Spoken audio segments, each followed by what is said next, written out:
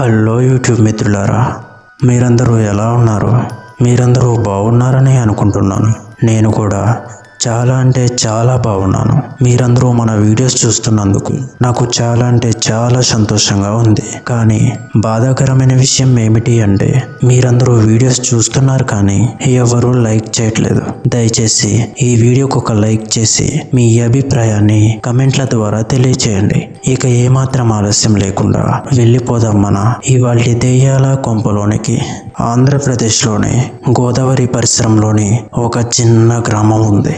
ఆ గ్రామం చుట్టూ పొలాలు, చెరువులు, మధ్యలో ఒక గుడి, కట్టెలతో చేసిన ఇళ్లతో అద్భుతమైన ప్రశాంత వాతావరణం. కానీ ఆ ప్రశాంతత మధ్యలో ఒక భయానక నీడ ఉండేది. గ్రామానికి ప్రవేశించే రహదారి పక్కన నిలబడి ఉన్న ఒక పెద్ద చింత చెట్టు. ఎవ్వరూ దాని కొమ్మలు కోయకూడదని గ్రామస్తులు తరతరాలుగా చెబుతూనే ఉన్నారు. ఎందుకంటే దానిని తాకిన వాళ్ళు రాత్రి విచిత్రమైన స్త్రీల ఏడుపులు వింటారని ఒక నమ్మకం. ఆ చెట్టుకి ఒక పాత కథ ఉంది. స్వాతంత్ర్యం ముందు కాలంలో ఆ చెట్టు కింద ఒక యువతి ప్రాణాలు కోల్పోయిందని చెబుతారు. పల్లె లోపల ఒక సామూహిక ఉత్సవం సందర్భంగా ఆ యువతి కనిపించకుండా పోయి తరువాతి రోజు ఆ చెట్టు కొమ్మ నుండి తాడుతూ వేలాడుతూ కనిపించిందట.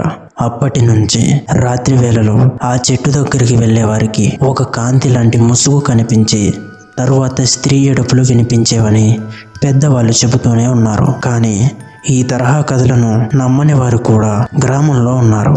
ముఖ్యంగా రాము అనే వడ్రంగి. అతడు ధైర్యవంతుడు. ఈ రోజుల్లో దెయ్యాలేముంటాయి అని అందరినీ ఆట పట్టించేవాడు. ఒకరోజు రాత్రి పండుగకు కావాల్సిన కట్టెల కోసం ఆ చెట్టు కొమ్మలను కోయడానికి బయలుదేరాడు. పెద్దవాళ్ళు అడ్డుకున్నారు.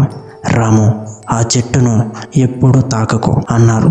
కానీ అతడు నవ్వుతూ, మీ మిథ్యాలన్నీ నేను నమ్మను, నాకు కట్టెలు కావాలి అన్నాడు రాము. ఆ రాత్రి ఆకాశం నల్లటి మబ్బులతో కప్పబడి ఉంది.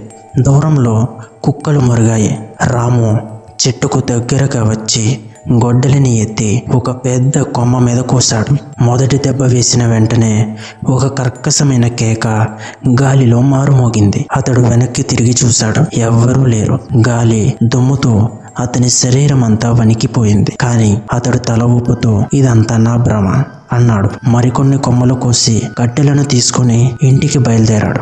ఆ రాత్రి గ్రామంలో అసాధారణమైన సంఘటనలు జరిగాయి. కొందరు ఇంటి మేడ మీద విన్నారు. ఒక స్త్రీ తీయని కానీ దుఃఖంటభరితమైన పాట పాడుస్తూ ఏడుస్తుందని. మరికొందరు తలుపులు మూసిన లోపల ఒక చల్లని గాలి దూసుకు వచ్చిందని చెప్పారు. ముఖ్యంగా రాము ఇంటి దగ్గర ఆ ఏడుపు మరింత స్పష్టంగా వినిపించింది. అతని భార్య లక్ష్మి భయంతో అతని చేతిని పట్టుకుని, రాము, ఇది నీ వలన జరుగుతుంది, ఆ కొమ్మ తీసేయకు అని కన్నీళ్లతో వేడుకుంది. రాము నవ్వుతూ, లక్ష్మి, భయపడకు, ఇదంతా మన ఊహ, నేను ఉదయాన్నే ఈ కట్టెలను అమ్మేస్తాను అన్నాడు. కానీ అర్ధరాత్రి రాము ఒక్కసారిగా నిద్ర లేచి బయటికి వెళ్ళిపోయాడు.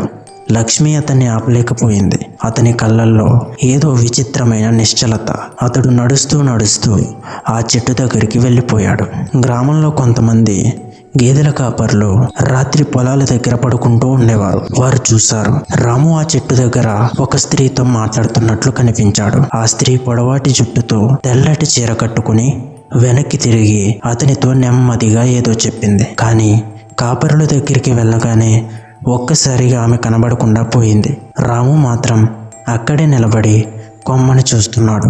ఉదయం కావడంతో గ్రామం మొత్తం ఒక దారుణ దృశ్యం చూసింది. రాము కోసిన అదే కొమ్మకి అతని శరీరం వేలాడుతూ ఉంది. కళ్ళు విప్పార్చి ముఖంలో ఒక భయంకరమైన నొప్పి ముద్ర. గ్రామం మొత్తం షాక్లో పడింది. ఎవ్వరూ దగ్గరికి వెళ్ళడానికి కూడా ప్రయత్నం చేయట్లేదు.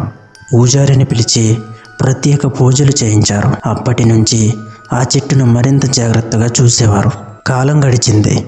కానీ ఆ చెట్టు శాపం మాత్రం ఆగలేదు. రాత్రి వేళల్లో రహదారిపై ప్రయాణించే వారిలో కొందరు చెట్టు దగ్గర ఇలా విన్నారట, బుద్ధివైన మాటలు, నన్ను ఎందుకు వదిలేశావు అని. కొందరికి మాత్రం ఆకస్మికంగా ఎవరైనా వెనుక నుండి నడుస్తున్నట్లు అనిపించేది. ఒక ట్రక్ డ్రైవర్ చెట్టు దగ్గరికి వెళ్తూ రోడ్డు మీద తెల్లటి చీరలో ఒక స్త్రీ నిలబడి ఉన్నట్లు చూశాడని చెప్పాడు. అతడు ఆపకపోతే ప్రమాదం జరిగేదట.